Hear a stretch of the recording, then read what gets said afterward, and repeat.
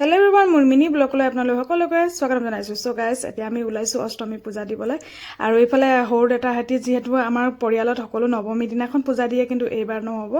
এই মাৰ কাৰণে চাইছেনে মই চুৰ্ণি লৈ লৈছোঁ, কেনেকুৱা লাগিছে বাৰু ক'বচোন দেই। মোক হ'লে বহুত ধুনীয়া লাগিছে। আৰু এতিয়া আমি ওলাইছোঁ আমাৰ দুষ্ট ল'ৰাক চাওক। এই দৰ্জা খুলিছোঁ, দৰ্জা গেটৰ লগত সিও ওলমি যাব লাগে। তাৰপিছত আমি এতিয়া ওলালোহে মণ্ডপৰ ওচৰত আহি পালোঁ। তাৰ আগতে মই অলপ বজাৰ কৰি লওঁ, যিহেতু ঘৰত কিছুমান বস্তু অনা নাছিলোঁ পূজাৰ বাবে, আৰু ঘৰৰ সামগ্ৰীও লাগে। কালি যিহেতু নৱমী পূজা, তাৰ বাবেও মোৰ বজাৰ কৰিব আছিলে, তো একেবাৰে কৰি ল'লোঁ। তো কালিতো নৱমী দিনা জানেই নহয়, ন কুঁৱাৰীক হেৰি খুৱাব লাগিব, ন কুমাৰী পূজা কৰিব লাগিব তাৰ বাবে। আৰু আপোনালোকে কিন্তু নেক্সট ব্লগটো চাবলৈ একদম নাপাহৰিব, তাৰ কাৰণে মোৰ পেজটো ফ'ল' কৰি লওক দেই। নৱমী পূজাৰ দিনাখন ন কুঁৱাৰী পূজা বহুত ধুনীয়াকৈ আমাৰ হ'ল জানেনে। এটা মন সন্তোষ হৈ গ'ল, একদম মানে আত্মা তৃপ্তি হৈ গ'ল। আপোনালোকে ভিডিঅ' চালে গম পাব। এইফালে দেখিছেনে আমাৰ সকলো পৰিয়ালবৰ্গ, আমি আকৌ ফটো চটো তুলি লৈছোঁ। আৰু এতিয়া আমাৰ পূজা হৈ গ'ল, ঘৰলৈ ওলালোগৈ। ঘৰলৈ যোৱাৰ আগত ইয়াতে আমাৰ লাইন ঘৰত সোমাই ল'মগৈ। এইফালে সৰু দেউতাই গাড়ী লৈ গৈছিলে, আহি পালেহি। মোৰ মিনি ব্লগ কেনে পালে নিশ্চয় জনাব। ভাল লাগিলে লাইক এটা কৰি দিওঁ আজিলৈ। Bye bye.